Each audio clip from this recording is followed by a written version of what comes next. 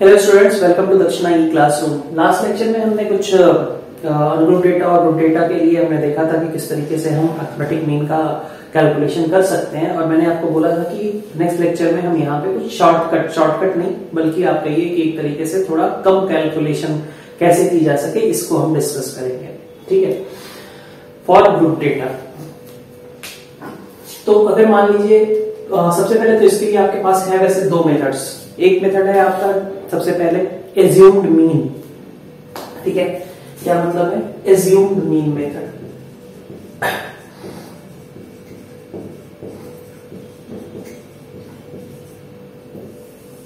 ठीक है, assumed mean method. यहां पे क्या है कि हम एक मीन एज्यूम करेंगे। ठीक है, फर्स्ट मेथड इस पे फोकस करते हैं। यहां पे हम एक मीन एज्यूम करेंगे और फिर देखेंगे कि वो उससे कितना एक्चुअली डिविएशन है, एक्चुअल मीन का इस जो हमने माना है मीन उससे कितना डिविएशन है। ठीक है, जैसे मान लीजिए कि आपके पास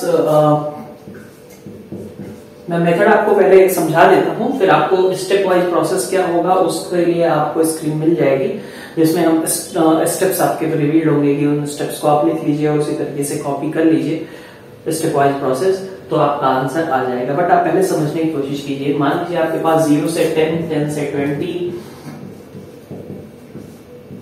ठीक है, 30 से 40 और लास्ट में 40 से 50। ये मान लीजिए आपके पास डेटा गिवन है। ठीक है, ये इंटरवल हो गया और आपके पास फ्रीक्वेंसी मान लीजिए गिवन है। यहाँ पे 2, यहाँ पे 4, सॉरी यहाँ पे मान लीजिए 4, 2, यहाँ पे कुछ और मान लेते हैं 10 मान लेते हैं और इसकी सपोज 8 मान लेते हैं, है ना। इसको भी 6 मान लेते हैं कुछ। ठीक है, थोड़ा सा कंफ्यूजन हो सकता है किसी को हो जाए, तो अपन एक काम करेंगे, इसको 10 कर लेते हैं, इसको 8 कर लेते हैं। मान लीजिए ये इस तरीके का कुछ दिया हुआ है रैंडमली। ठीक है, अब आप डायरेक्ट मेथड तो जानते हो कि डायरेक्टली कैसे फाइंड आउट किया जा सकता है, लेकिन यहाँ पे इस अगर आपसे कहा जाए कि एज्यूम्ड मीन मेथड से आपको सॉल्व करना है। ठीक है, तो ये इंटरवल और ये रही फ्रीक्वेंसी। ठीक है, ये इंटरवल रहा और ये आपकी फ्रीक्वेंसी रही और कैलकुलेट करना है। तो आपको नॉर्मली तो मेथड पता है direct method, but assumed mean वाले मेथड से कैसे सॉल्व करेंगे। तो पहले तो आपको क्या करना पड़ेगा, पहले आपको डेटा कुछ निकालना ही पड़ेगा। डेटा वैसे ही निकालोगे जैसे पहले निकालते थे। कैसे करते थे, इन दोनों का सम डिवाइडेड बाई 2, 0 + 10/2, 10 + 20/2, वैसे ही करोगे। तो आप डेटा एज्यूम कर लो 5, 15, 25, 35, इस तरीके का आपके पास डेटा आता जाएगा। ठीक है, ये सही था। अब इसमें से आप क्या कर सकते हैं कि अब अभी तक हम क्या करते थे, डायरेक्टली इसके बाद FI लिखना शुरू कर दिया, ऐड किया और समेशन ऑफ FI से डिवाइड किया। समेशन ऑफ FI तो एनीवे आपको अभी भी निकालना पड़ेगा, वो निकाल करके अभी भी रख लीजिए समेशन ऑफ FI। ठीक है, सारी फ्रीक्वेंसीज का सम 4 to 6, 6 और 8 आपका 14, 14 और 10, 24 और 6, 30। ठीक है, ये आपके नंबर ऑफ ऑब्जर्वेशन आ गए। ठीक है, ठीक। अब आप क्या करें कि किसी एक को मीन मान लो, इस डेटा में से किसी एक को मीन मान लो। ज्यादातर हम क्या करते हैं, जो मिडिल में कुछ डेटा होता है उसी को मीन मान लेते हैं। तो मान लिया हमने कि 25 हमारा मीन है। ठीक है, इसको मान लिया हमने, एक नंबर हमने एज्यूम कर लिया एक तरीके से, इसको हमने बोल दिया A। ठीक है, इसको हमने बोला कि suppose A = 25 which is our assumed mean. A का मतलब है एज्यूम्ड मीन। ठीक है, अब आपका नेक्स्ट स्टेप क्या होगा, आप सब में से x - a लिखना शुरू कर दीजिए। x - a मतलब 5 में से a को कटा दीजिए। ठीक है, अब यहां पे आपका एक कॉलम और एक्स्ट्रा बढ़ गया है।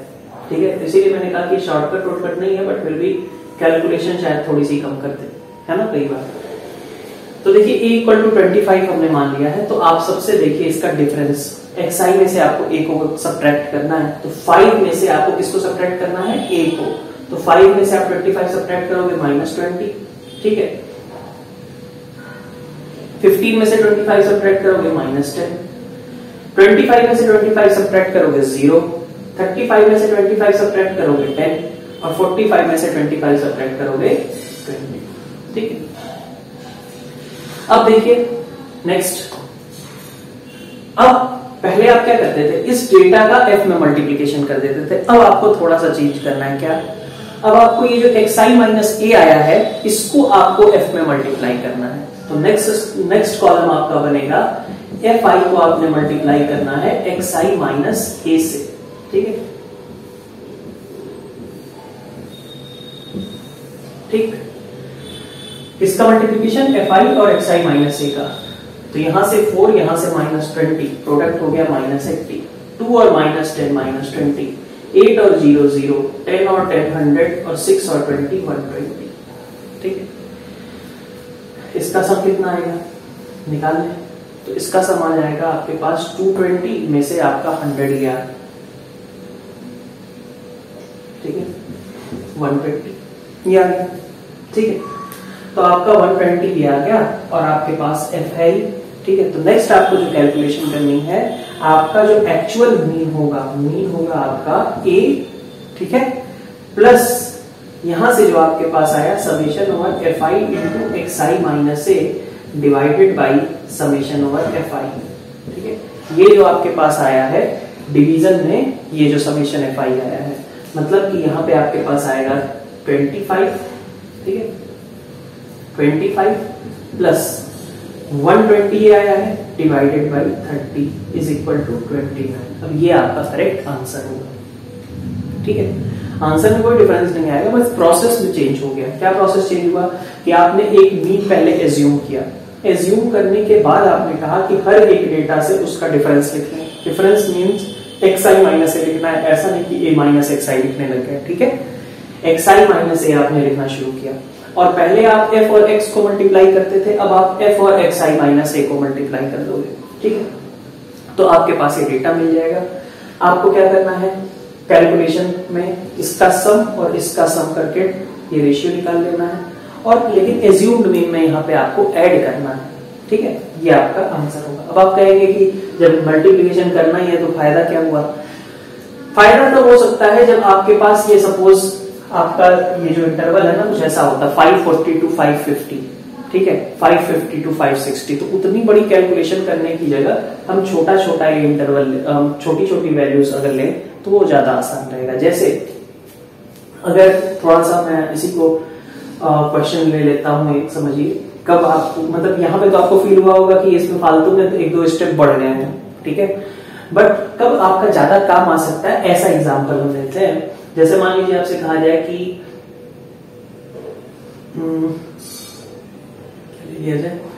सपोज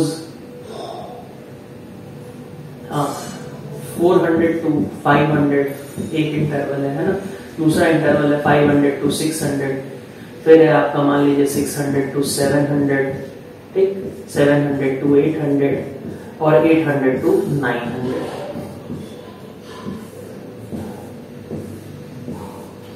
और आपके पास फ्रीक्वेंसी सपोज दी गई है, ये इंटरवल हो गया आपका, और अब अपन लिखते हैं फ्रीक्वेंसी। फ्रीक्वेंसी आपकी मान लीजिए दी गई है यहाँ पे 32, है ना, यहाँ पे दी गई है 40, यहाँ पे दी गई है 12 और यहाँ दी गई है सपोज 24 या 25 ले लेता हूँ, ठीक है, और कहीं और भी कुछ मान लेते हैं, जैसे मान लीजिए आपका 20 सपोज, इस तरीके का कुछ दिया हुआ। तो सबसे पहले आप क्या करोगे, सबसे पहले आप सबका xi निकालते जाओगे, है ना, डेटा x निकालना। तो x निकालने के लिए 400 प्लस 500 बाई 2 450 कर दिया, फिर 550 कर दिया, फिर 650 आ गया इन दोनों का मिड में, इन दोनों के मिड में 750, इन दोनों का मिड 850, है ना, ठीक है, इतनी बात। अब कायदे से आपको क्या करना पड़ेगा, अगर आप डायरेक्ट मेथड से जाए तो डायरेक्ट मल्टीप्लिकेशन करना पड़ेगा, है ना, 450 इंटू 32, 550 इंटू 40, 650 इंटू 12, ऐसा कैलकुलेशन आपको करना पड़ेगा। लेकिन अगर आप किसी को एज्यूम कर लो, जैसे मान लो मैंने कह दिया कि 650 हम एज्यूम कर लेते हैं, ठीक है, तो एज्यूम्ड मीन हमने ले लिया 650, एज हमने ले लिया 650। तो नेक्स्ट कैलकुलेशन हमें किस डिब्बे की करनी है, xi माइनस, ठीक है, तो x में से हम a को सब्ट्रैक्ट कर देंगे, तो 450 में से आप 650 को सब्ट्रैक्ट करोगे, आपके पास -200 आ गया। 550 में से आप सब्ट्रैक्ट करोगे -100 आ गया, यहाँ 0 आ गया, यहाँ 100 आ गया और यहाँ आ गया 200। अब थोड़ा सा आपका कैलकुलेशन कंपैरेटिवली इजी हो जाएगा, है कि नहीं है। -200 इंटू 32 कितना हो गया, ठीक है भाई। f को किससे मल्टीप्लाई करना था, xi माइनस a से, तो f को हमने इससे मल्टीप्लाई करना शुरू किया, ठीक है। तो 32 इसमें मल्टीप्लाई होगा, क्या बनाएगा -6400। 40 इसमें मल्टीप्लाई होगा तो क्या बनाएगा -4000। यहाँ पे तो 0 आ जाएगा, 2500 आ जाएगा और यहाँ पे आपके पास आएगा 4000, ठीक है। अब आपको क्या करना है, इन सब का सम करना है, ठीक है। ये आपका कौन सा कॉलम है, fi into xi minus a है, ठीक है। fi into xi minus a का कॉलम है। अब आप सबका सम कर लीजिए, ठीक है। तो किसके किसके सम की रिक्वायरमेंट होती है, एक आपको चाहिए होता है ये समेशन ओवर f, है ना। तो इसका सम आपका कितना आएगा, 30 और 40 72 और 12 84 और 20 104 और 25 129 हो गया। थोड़ा सा चेंज कर लेते हैं इसी को, चलो 13 कर लेते हैं ना। तो इससे बस इतना हो जाएगा 38 और 58 और हाँ 130, ठीक है। टोटल कितने हो गए 130 हो गए, है ना। थोड़ा सा क्वेश्चन में मैंने चेंज किया है, यहाँ मैंने फ्रीक्वेंसी 13 कर दी है, ठीक है। उससे कोई दिक्कत नहीं थी, बस कैलकुलेशन थोड़ा सा कम करने के लिए। तो 130 आपके पास समेशन और fi है, इसके भी सम कर लें तो इसका सम कितना लिखा जाएगा, तो सॉरी 4000 था, है ना। तो 6500 में से आप क्या घटा रहे हो, 10400, है ना, यही हो गया ना आपका। तो -3900 ये बन गया, ठीक। अब आपको क्या करना है, लास्ट स्टेप आपका क्या था, एक्चुअल मीन क्या होगा, a plus summation over fi into xi minus a, ठीक है। डिवीजन में क्या चाहिए आपको, समेशन ओवर fi, ठीक है। तो a आपका कितना है 650 है, और प्लस आपने क्या करना है -3900 डिवाइडेड बाई 130, है ना। तो आंसर कितना आ गया 620, ठीक है। तो ये आपकी कैलकुलेशन होगी। तो थोड़ा सा आपका यहाँ पे मल्टीप्लिकेशन करने की जगह आपका 32 इंटू -200 कंपेरेटिवली इजी पड़ेगा। This is all about this particular method, assumed mean का मेथड जो है, ठीक है। तो नेक्स्ट स्क्रीन आपको दिख जाएगी कि आपको स्टेप वाइज क्या प्रोसेस करना है। बट आई गेस आपको जैसे जैसे मैंने कॉलम बता करके बताया है, ऐसे आपको वैसे ही स्टेप सारे क्लियर है, ठीक है। बट फॉर रिटर्न केस कि अगर आपको रिटर्न में देखना है एक बार, तो आप उसे देख सकते हैं, ठीक है। तो नेक्स्ट स्लाइड में आपको वो चीज दिख जाएगी।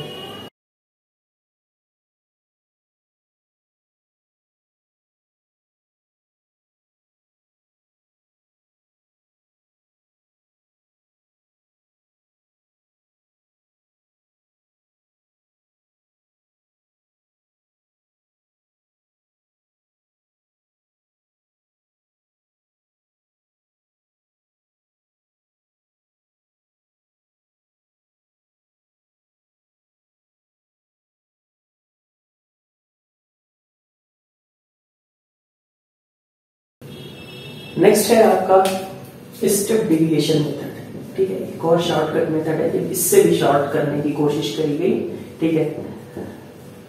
मतलब अगेन वही शॉर्ट तो नहीं, बट कैलकुलेशन अवॉइड करने की। तो स्टेप डेविएशन मेथड, ठीक है।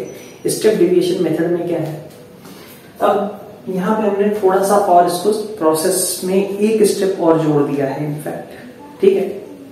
जैसे लास्ट वाला जो क्वेश्चन था उसी तरीके का एक लेते हैं कि 400 टू 500, ठीक है। 500 टू 600, 600 700 और 700 800, ठीक है। और एक और ले लिया 800 टू 900, ठीक।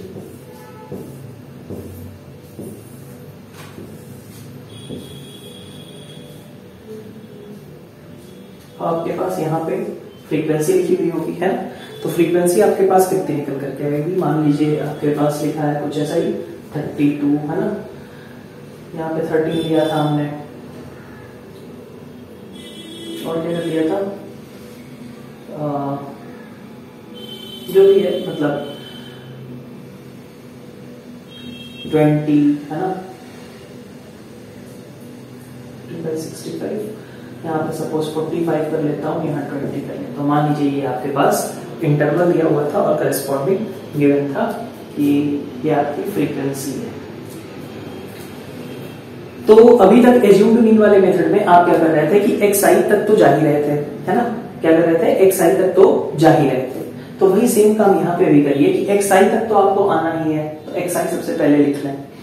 xi आपने क्या लिखा, xi आपने लिख लिया 450, ठीक है, 550, 650, 750 और 850, ये आपके xi हो गए, ठीक है, xi हो गया, ये fi और ये था आपका xi। फिर एक a भी मानना था लास्ट में, उसी को हम कंटिन्यू करेंगे, लास्ट वाले में ही थोड़ा सा और ऐड कर देंगे।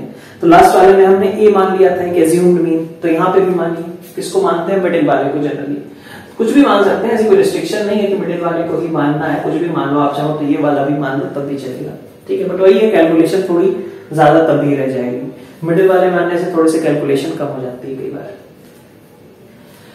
तो आप देखिए a वाला a को हमने 650 मान लिया, ठीक। नेक्स्ट स्टेप क्या करें, तो नेक्स्ट स्टेप में आप ये काम करिए कि xi माइनस 1 निकाल लीजिए, ठीक है, xi माइनस 1। और xi माइनस a जब आप निकाल रहे हो तो कितना आ रहा है, इसको आपने एज्यूम्ड मीन दिया है तो -200, ठीक है, यहाँ -100, यहाँ पे 0, यहाँ पे आपका 100 और यहाँ पे आपका 200, ठीक है। तो यहां पे क्या करो, एक स्टेप और ऐड कर दो, क्या है वो step, xi minus a divided by h कर लो। h क्या होगा, h आप इससे, इसकी जो विड्थ है, ठीक है, इसकी विड्थ से आप डिवाइड कर लो। इसकी विड्थ कितनी है, तो h की वैल्यू की आप बात करें तो h is equal to 500 minus 400, या फिर सबकी देखें कोई सा भी, तो h आपका विड्थ है इंटरवल की, कितना है वो 100। तो नेक्स्ट स्टेप में आप क्या करो, आप निकाल लो xi minus a by h, ठीक है, xi minus a divided by h। तो ठीक है, बाई h लिखा है,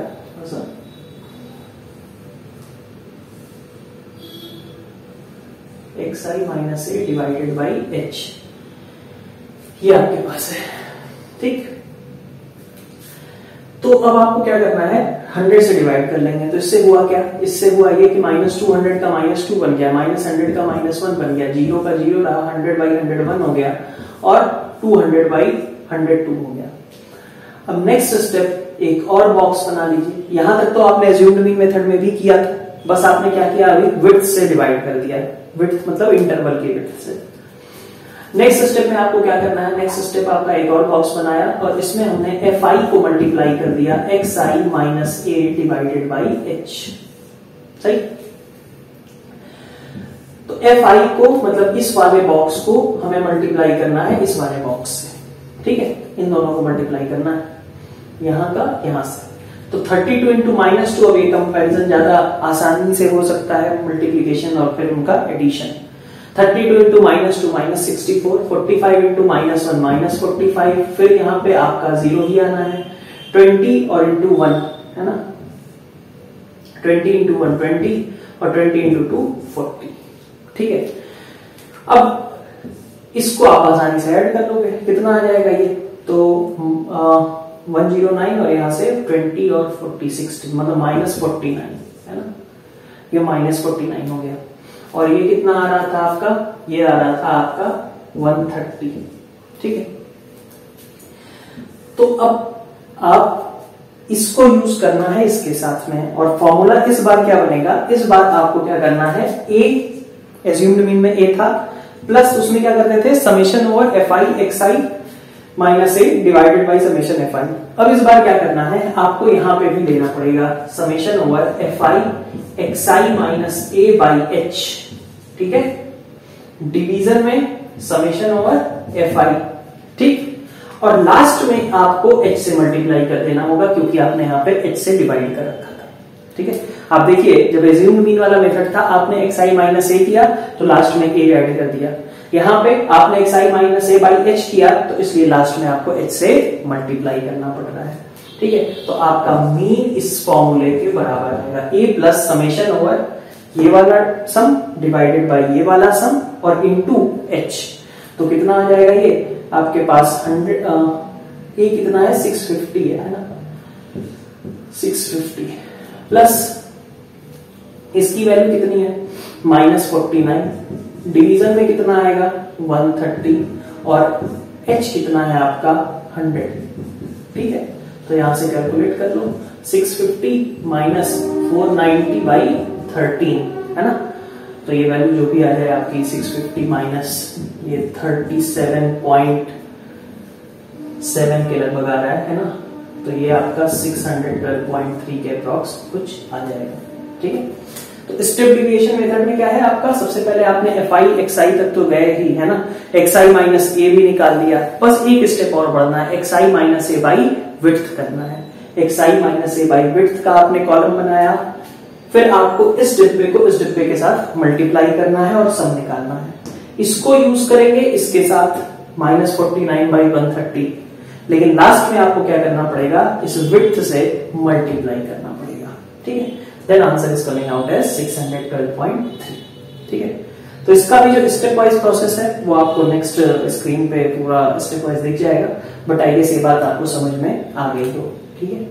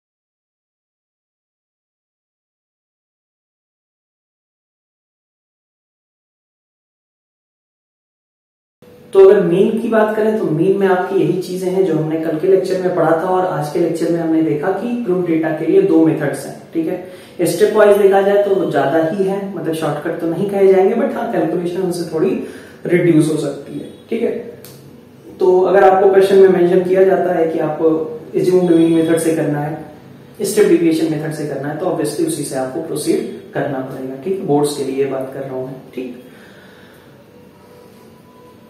नेक्स्ट आते हैं आगे। आपके पास थोड़ा सा थ्योरेटिकल टॉपिक है क्या, कि अरिथमेटिक मीन की मेरिट्स क्या है, डिमेरिट्स क्या है, कब उसका यूज किया जाएगा। तो सबसे पहले हम मेरिट्स और डिमेरिट्स देखेंगे और उसके बेसिस पे डिसाइड करेंगे कि यूज कब कर सकते हैं। ठीक है, तो सबसे पहला पॉइंट आपके पास मेरिट्स में देखें। ठीक है, ये आपके पास आपको स्क्रीन पे दिखेगा भी। तो मेरिट्स की बात करें तो ये क्या है, सबसे पहले तो उसके बारे में कहा गया है रिजिडली डिफाइंड है, simple, easy to understand and easy to calculate because it is all about average. ठीक है, तो सब कुछ ये एवरेज के बारे में ही है, इसीलिए इसको इजी है कैलकुलेट करना, इसको समझना, इसको इमेजिन करना थोड़ा आसान है हमारे लिए, एवरेज वाला कंसेप्ट। ठीक है, सेकेंड पॉइंट है it is based upon all the observations. Obviously इसमें हर एक डेटा को हम इंपॉर्टेंस देते हैं, ग्रुप डेटा में हमारे पास लिमिटेशन है, उसकी बात नहीं कर रहे हैं, बट हम हर एक डेटा पे फोकस करते हैं कि हर एक डेटा का सम किया हमने, है ना। हर कोई ऐसा नहीं कि कुछ डेटा को हमने छोड़ ही दिया है बिल्कुल, ठीक है। तो इसमें हम हर डेटा पे फोकस करते हैं। थर्ड है आपका its value being unique, we can use it to compare different sets of data. जैसे मान लो कब यूज किया जा सकता है, जैसे एक कंपनी है, ठीक है, दो अलग अलग कंपनीज है सपोज, ठीक है।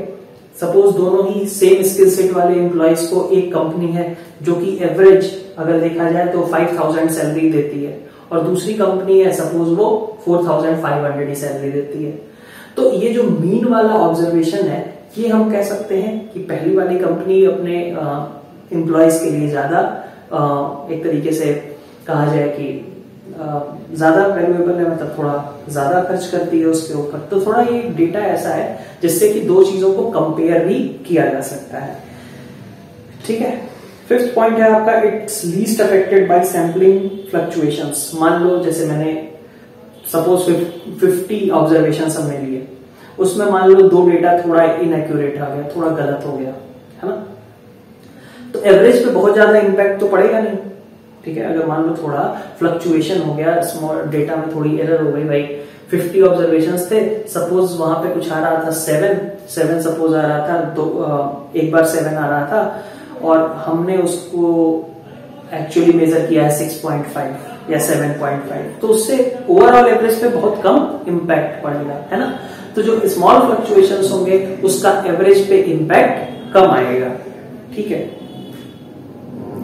और नेक्स्ट है आपका सबसे last, mathematical analysis of mean is possible so it is relatively reliable. Reliable कहने का मतलब यह है कि आप इसको यूज कर सकते हैं चीजों को कंपेयर करने के लिए, ठीक है। तो ये आपके 5 इसके मेरिट्स हैं। अब डिमेरिट्स की बात करते हैं, ठीक है। तो नेक्स्ट आपका डिमेरिट्स वाला सीन। डिमेरिट्स में क्या क्या है, तो फर्स्ट डिमेरिट है आपका कि it can not be determined by inspection nor it can be located graphically, ठीक है। एवरेज को आप ग्राफिकली डेटा में से तो रिप्रेजेंट नहीं कर सकते, ठीक है। उसको आप क्या करोगे, ज्यादा से ज्यादा एक पॉइंट हाईलाइट कर देना पड़ेगा, बस इतना ही कर सकते हैं, ठीक है। तो एवरेज को आप डेटा में से हाईलाइट नहीं कर सकते, आपको बीच में से एक पॉइंट बस हाईलाइट कर देना होगा कि हाँ, अगर हम बार चार्ट पे दिखाना चाहते हैं तो this particular value is our average, ठीक है। तो ये जो है आपका ग्राफिकली नहीं रिप्रेजेंट हो पा रहा है। उसके बाद कहा जा रहा है कि इसमें qualitative characteristics such as intelligence, honesty, ये सब मेजर नहीं की जा सकते। तो ऑब्वियस सी बात है, ये ओवरऑल एक एवरेज चीज को ही रिप्रेजेंट कर रहा है, ठीक है। बहुत सारे लोगों के कलेक्शन के साथ ही इसका भी कैलकुलेशन हो रहा है। तो ऑब्वियस सी बात है कि यहाँ पे आपका किसी एक इंसान की इंटेलिजेंस कैसी है, एक इंसान की स्पेशलिटी क्या है, उसके बारे में ये फोकस नहीं कर पाएगा। सपोज ऐसा भी हो सकता है कि वो जो 5000 वाले एम्प्लॉइज हैं, 4500 वाले एम्प्लॉइज हैं, 4500 वाले में से कुछ एम्प्लॉय ऐसे भी हो सकते हैं जो कि वो 5000 वाले एम्प्लॉइज के कंपैरिजन में ज्यादा स्किलफुल हो, ठीक है, ठीक है। हो सकता है कि वो बहुत ज्यादा पाते हो उन लोगों के कंपैरिजन में जो कि 5000 वाली कंपनी में काम करते हैं, ठीक है। तो इस तरीके से आपस में कंपैरिजन नहीं किया जा सकता इंडिविजुअल की क्वालिटीज का, ठीक है। फिर है it can not be obtained if a single observation is missing. Obvious सी बात है, अगर हमारे पास 50 है डेटा, अगर हम कह रहे हैं कि 49 डेटा का आप निकाल दो रिजल्ट, तो हमें मालूम ही नहीं है कि भाई 49 डेटा आपके पास है, एक डेटा मिस हो गया, तो ओवरऑल 50 का तो आप एवरेज नहीं निकाल सकते। ये कह सकते हो आप 49 इसके एवरेज इतना आ रहा है तो 50 का भी एवरेज शायद इतना आए, बट एग्जैक्ट आप कुछ नहीं कह सकते हो। तो अगर डेटा अगर आपका मिसिंग है तो आप इसकी कैलकुलेशन नहीं कर सकते हैं। फिर कहा जा रहा है it is affected very much by extreme values. सही बात है, अगर मान लीजिए आपके पास डेटा गिवन है, सपोज दिया हुआ है आपके पास 2, 4, 6, 8 ऐसा, है ना, और एक डेटा दे दिया 500, ठीक है। अब आप एवरेज निकालो, एवरेज निकालोगे आपको मिलेगा कितना, 100 के बाद मिलेगा। तो उससे आपको लगेगा कि ज्यादातर डेटा जो है कैसा है, 100 के अराउंड है, जबकि आपको यहां से दिख रहा है कि डेटा आपका एक्चुअली कैसा था। भाई अगर मैंने से बताया कि भाई मेरे पास एक डेटा सेट था, 5 ऑब्जर्वेशंस थे, उनका एवरेज आया 100 पॉइंट समथिंग, तो क्या लगेगा कायदे से, यही लगेगा ना कि ज्यादातर डेटा जो है आपके जो भी रीडिंग्स थी वो 100 के आसपास रही होंगी, जबकि आप देख सकते हो कि एक्सट्रीम वैल्यू आपने बहुत बड़ी कर दी, ठीक है, एक वैल्यू को बहुत बड़ा कर दिया, तो बाकी सब कितने भी छोटे थे लेकिन एवरेज बहुत ज्यादा शिफ्ट हो गया, ठीक है। तो ये यहाँ पे इसकी एक्यूरेसी जो है गड़बड़ हो जाएगी, ठीक है। ऐसे ही मान लीजिए बहुत बड़ी बड़ी वैल्यूज थी और एक मैंने बहुत छोटी सी वैल्यू डाल दी, तो क्या होगा, अचानक से एवरेज गिर जाएगा, ठीक है। तो एक्सट्रीम वैल्यूज इंपैक्ट कर देती हैं एवरेज को बहुत ज्यादा, ठीक है। तो भले ही 4 रीडिंग आपकी इतनी छोटी छोटी थी, इस 5वीं रीडिंग की वजह से एवरेज बहुत ज्यादा बढ़ गया, जो कि एक्चुअली कहा जाए तो जब हम कहेंगे कि एवरेज हमारा 100 पॉइंट समथिंग आ रहा था या 102 पॉइंट समथिंग आ रहा था, जो भी आ रहा था, तो वो एक्चुअल सिचुएशन को रिप्रेजेंट नहीं कर पाएगा, ठीक है। फिर कह रहा है it may lead to wrong conclusions if details of data from which it is computed are not given. हाँ, मतलब किस तरीके का डेटा है, डेटा के बारे में इंफॉर्मेशन होनी चाहिए कि किस चीज को हम डेटा किस चीज का ले रहे हैं, ठीक है।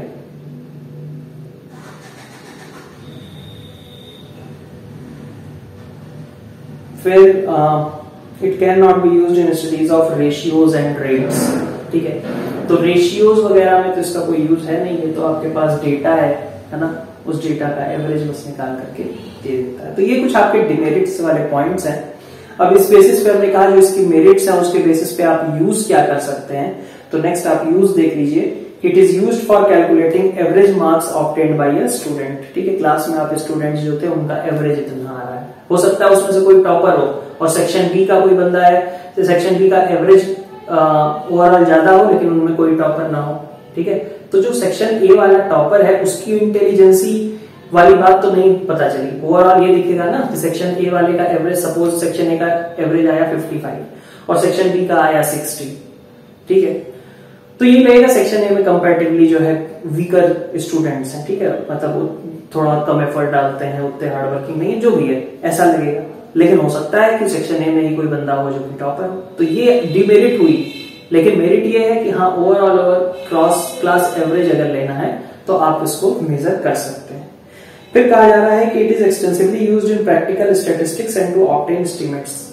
मतलब अगर 5 रीडिंग्स का या 50 या 500 रीडिंग्स का कुछ आपके पास सैंपल है और आपको कहा जाए कि इसका एवरेज 40 आएगा, तो आप कहोगे कि फिर से आप निकालोगे तो कुछ हो सकता है 40-50 के, मतलब ऐसे ही 40-42 ऐसे कुछ दूसरी अगली रीडिंग्स भी आएंगी। तो इससे हम अगले रीडिंग्स का एस्टिमेशन भी कर सकते हैं। और इसका यूज कब करते हैं, तो ये बिजनेसमैन यूज करते हैं to profit per unit article, output per machine, है ना। एक मशीन से 500 प्रोड्यूस किया उसके बाद खराब हुआ, एक मशीन ने 600 प्रोड्यूस किया तब उसके बाद वो खराब हुई, तो ओवरऑल कहा जाएगा कि पर मशीन 550 प्रोड्यूस हुआ है आर्टिकल, ठीक है। यही सब है, ठीक। मंथली इनकम, एक्सपेंडिचर, यही सारी चीजें आपकी कैलकुलेट की जाती हैं, ठीक है। तो ये तो क्या थ्योरेटिकल टॉपिक था। अब थोड़ी सी बात कर लेते हैं हम इससे रिलेटेड प्रॉपर्टीज की, ठीक है। तो प्रॉपर्टीज क्या है, तो अगर आप देखिए प्रॉपर्टीज में फर्स्ट प्रॉपर्टी है सम ऑफ डिविएशंस, ठीक है, sum of deviations of data, ठीक है, sum of deviations of data around mean, ठीक है, अराउंड मीन इज 0। मतलब क्या हुआ कि अगर आपके पास जैसे सपोज डेटा है आपका 3, 4, 5, 7, 9, 11 मान लीजिए, ये आपके पास डेटा है, ठीक है। तो आपका मीन आप रिप्रेजेंट करते हो कई बार एक्स, ठीक है। ये आपका डेटा था x, है ना, x बार से आप मीन रिप्रेजेंट कर देते हो, तो x बार क्या आएगा आपका 3 + 4 + 5 + 7 + 9 + 11 डिवाइडेड बाई कितने हैं ऑब्जर्वेशन 6, ठीक है। तो 7, 9, 16, 16 और 11 27, ठीक है, 27 और 7 34, 34 और 5 मतलब 6.5, ठीक है। अब डिविएशन अराउंड मीन का सम 0 है, इसका मतलब क्या हुआ कि अगर आप, ठीक है, सारे डेटा में से मीन को सब्ट्रैक्ट करने लगो तो उसका सम 0 के बराबर आएगा। जैसे 3 में से अगर आप 6.5 को सब्ट्रैक्ट करो, 4 में से आप 6.5 को सब्ट्रैक्ट करो, 5 में से 6.5 को सब्ट्रैक्ट करो, 7 में से सब्ट्रैक्ट करो, ठीक है, 9 में से सब्ट्रैक्ट करो और 11 में से सब्ट्रैक्ट करो, ठीक है। तो ये जो सम आएगा ये आपका कितना होगा, ये 0 के बराबर होगा। तो सम ऑफ डिविएशंस ऑफ डेटा, ये क्या है, ये 3 का डिविएशन है मीन से, ये क्या है 4 का डिविएशन है मीन से, 5 का डिविएशन मीन से, 7 का डिविएशन मीन से, 9 का मीन से डिविएशन, 11 का मीन से डिविएशन। इन सारे डिविएशंस का सम कितना आएगा आपका 0 के बराबर आएगा, ठीक है। तो फर्स्ट प्रॉपर्टी आपकी ये थी। सेकेंड प्रॉपर्टी कि अगर आप हर एक ऑब्जर्वेशन में, ठीक है, सपोज यही सेट है, डेटा यही है आपका, मतलब ये जो डेटा सेट है इसमें अगर हर डेटा में हम सपोज 2 ऐड कर दें, ठीक है, तो 3 का 5 हो जाएगा, 4 का 6, 5 का 7, 7 का 9, 9 का 11 और 11 का 13, ठीक है। तो हमने क्या किया, ये कैसे मिला, अगर ये x था तो यहां हुआ कैसे, ये x प्लस 2 लिखा हुआ है एक तरीके से, हर एक डेटा में हमने 2 ऐड कर दिया, ठीक है। तो ओवरऑल जो मीन होगा, ठीक है, जो मीन होगा वो भी क्या होगा, जो पुराना मीन था, इस डेटा का जो मीन था उसमें भी आप इसे ऐड कर दीजिए, ठीक है, ये आपका नया मीन हो जाएगा, ठीक है। हेलो,